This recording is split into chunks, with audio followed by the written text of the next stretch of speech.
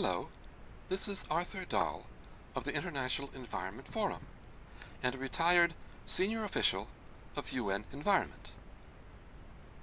The theme of the 2018 High-Level Political Forum is Transformation Towards Sustainable and Resilient Societies. What do we mean by transformation? The Secretary General, in his synthesis report on the post-2015 agenda, said that fundamental transformation is needed in society and the economy, with the Sustainable Development Goals defining a paradigm shift for people and planet. Inclusive and people-centered, leaving no one behind. Integrating the economic, social, and environmental dimensions in a spirit of solidarity, cooperation, and mutual accountability, with the participation of governments and all stakeholders. This is clearly not business as usual. The results of science in various fields are signaling the urgency of the necessary transformation, and the response so far has been too slow.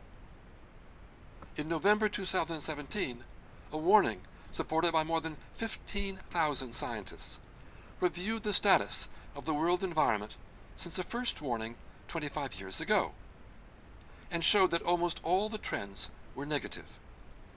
They concluded, and I quote, "To prevent widespread misery and catastrophic biodiversity loss, humanity must practice a more environmentally sustainable alternative to business as usual." This prescription was well articulated by the world's leading scientists 25 years ago. But in most respects, we have not heeded their warning. Soon it will be too late to shift course away from our failing trajectory, and time is running out. We must recognize in our day-to-day lives and in our governing institutions that Earth, with all its life, is our only home. End of quote. Science can do much to define the directions that the transformation should take, depending on the country's situation, and to recommend the speed with which actions should be taken to avoid extreme or irreversible damage to human interests or the environment on which we depend. The warnings are becoming increasingly strident. Transformation cannot be just superficial tinkering at the margins, but rapid and fundamental change. We have no time to lose. However, scientific knowledge by itself rarely changes human behavior. Knowledge needs to be coupled with an emotional response, and this is often best triggered by a call to ethics, values, and faith. Change at this level must start with our basic assumptions about human nature and purpose. Are we inherently aggressive and self-centered? Or should we not rather aspire to justice, solidarity, generosity, altruism, and service to the common good? The SDGs are a framework for expressing the oneness of humankind in the expression, "Leave no one behind." They require both structural transformation in our institutions of governance and social transformation in how we organize society and the economy, based on a new, shared value system. Our actions need to be in coherence with SDG values in our collective search for viable solutions to the world's problems. Our challenge today, especially at the HLPF, is to rise above partisan concerns and self-interest, to strive to achieve unity of thought and action. Sustainable is another word that we can all agree on without sharing a common definition, which is convenient for diplomats. It is not a goal that we can reach, but a dynamic balance that we have to maintain over time into the distant future.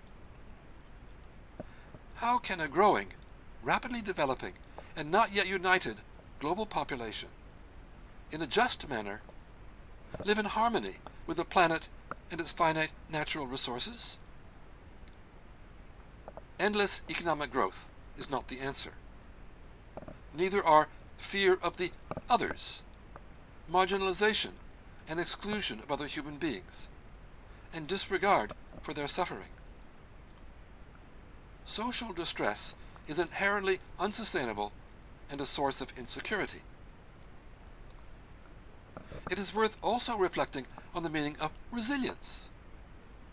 It can mean resistance to shocks, or the ability to bounce back, implying strong social cohesion. It also means reimagining the economic sphere so that it is socially just, altruistic, and cooperative, creating meaningful work for all, and eliminating poverty as called for in the SDGs. The result can be collective prosperity through justice and generosity, collaboration and mutual assistance.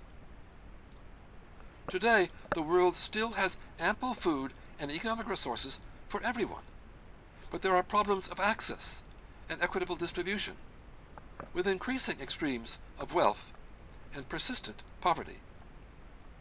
Reducing inequality is also an SDG, not through charity, but by finding ways to address the root causes of poverty.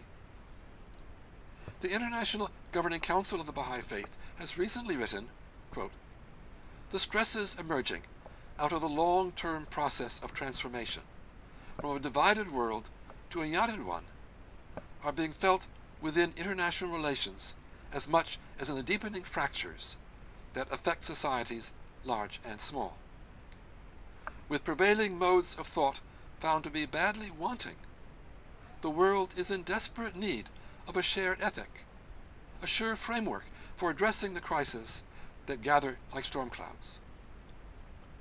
To end on a positive note, from Baha'i International Community Statement to the UN, quote, "The pathway to sustainability will be one of empowerment, collaboration, and continual processes of questioning, learning, and action in all regions of the world.